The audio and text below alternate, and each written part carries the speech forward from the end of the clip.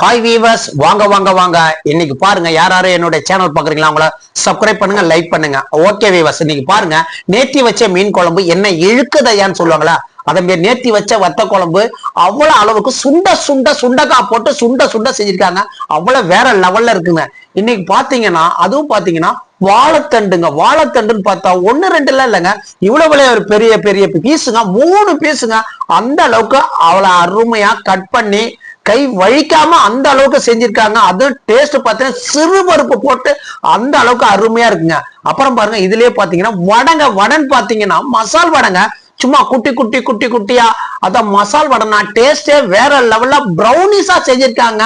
உட்காந்து சாப்பிடுறான் பாருங்க. அந்த வாழைத்தண்டு கூட்டம் அந்த வத்த குழம்புக்கும் அந்த வடைக்கும் ஐயோ வேற லெவல்ல இருக்குதுங்க.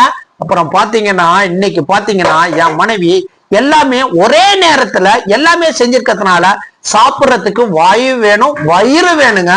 ஏன்னா அந்த மாரி அருமையா இருக்குது. அப்படியே கண்ணை மூடி சாப்பிட்டா டேஸ்ட் வேற லெவல்ல இருக்கு. என் பாப்பா பாருங்க, ஆப்பிள் வேணும்னு சொல்லிட்டு ஆப்பிள் சாப்பிட்டுட்டு உட்காந்து அப்படியே நையன்னு சாப்பிட ஆரம்பிச்சிட்டாங்க. பை சொல்றாங்க பாருங்க, அப்படியே பை சொல்லிட்டுங்க வீவர்ஸ். அப்புறம் பாத்தீங்கன்னா, இதுலயே பாருங்க, இதுல சாப்பாட்டோட சேர்ந்து சாப்பிட சொல்ல ஐயோ சொல்றதுக்கு வார்த்தை ஊருக்கே சேர்ந்து செஞ்ச மாரி இருக்குதுங்க. அந்த அளவுக்கு ஒரு குக்கர் ஃபுல்லா செஞ்சு வச்சிருக்காங்க பாருங்க. நீங்களே பாருங்க எவ்வளவு அருமையா இருக்குது பாருங்க. டேஸ்ட்லாம் மனமும் வேற லெவல்ல இருக்குதுங்க. சொல்றதுக்கு வார்த்தையே கிடையாதுங்க.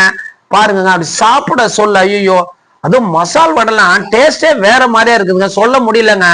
மசால் வடைக்கு எந்த அளவுக்கு ராஜ்கிரான் பிடிச்சி சாப்பிடுவாரு அந்த மாதிரி நல்லி எலும்பு மாதிரி கடிக்க வேண்டியா இருக்குதுங்க. ஏன்னா அந்த அளவுக்கு டேஸ்ட் வேற லெவல்ல இருக்குங்க வீவர்ஸ். Okay viewers.